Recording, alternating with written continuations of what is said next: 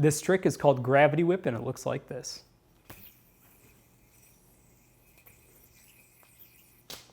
Gravity whip is actually a 5A variation on the 1A yo-yo trick called plastic whip.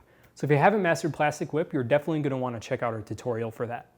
So to start gravity whip, first we're going to throw a breakaway and just let the yo-yo sleep at the end of the string.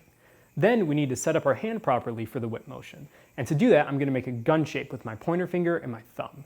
And you'll see that the string leading up from the yo-yo is actually coming over my middle finger and not my pointer finger. So then I'm going to take this gun shape and I'm going to wrap it underneath the string so that the string leading up from the yo-yo is coming over my thumb, all the way across to my pointer finger, and then between my pointer finger and my middle finger. So from there, we're basically just going to perform a plastic whip. So we're going to pop the yo-yo up and make the slack motion that forms a plastic whip.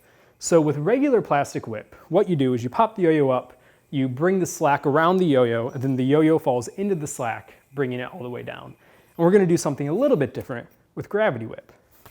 So instead of letting the yo-yo fall, we're actually going to start the whip motion right when the yo-yo reaches its apex. And you want to get this as close to your hand as possible. And right when the yo-yo reaches the top, you want to loosen your grip on the counterweight, which is going to pull the slack around the yo-yo. And you'll see that the counterweight shoots out from the back of my hand. When you're doing this motion, it's really important to make sure that that up and down motion is perfectly straight up and down, because otherwise the counterweight's going to come out at a weird angle and it might hit the yo-yo.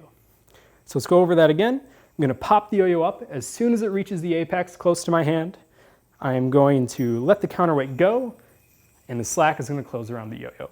From there, I'm just going to swing the yo-yo forward, drop this loop at my thumb, loosen my grip on the counterweight, let the counterweight slide into my hand and land the yo-yo onto a trapeze. From there, you can perform a bind.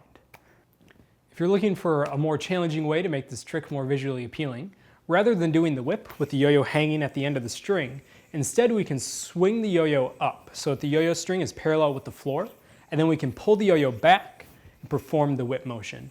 And because the yo-yo has a lot more momentum in this direction with this variation, we want to bring our hand back to stall the counterweight, and then we can swing the yo-yo back forward to dismount from the trick.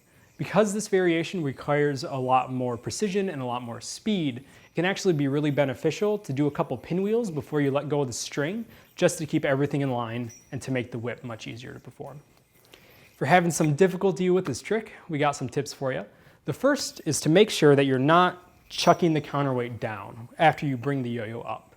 That makes you lose control of the counterweight, and because our hand already has a lot of downwards momentum, all that we want to do is just gently let go of the counterweight, and that'll give the counterweight enough energy.